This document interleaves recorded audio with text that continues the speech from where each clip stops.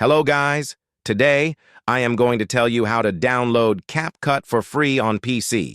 So, let's get started. First, you have to go to Google and search for CapCut for PC.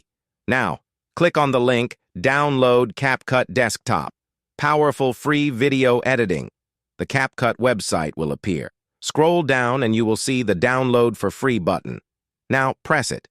When the CapCut installer setup is downloaded, go to Downloads and click the CapCut installer link.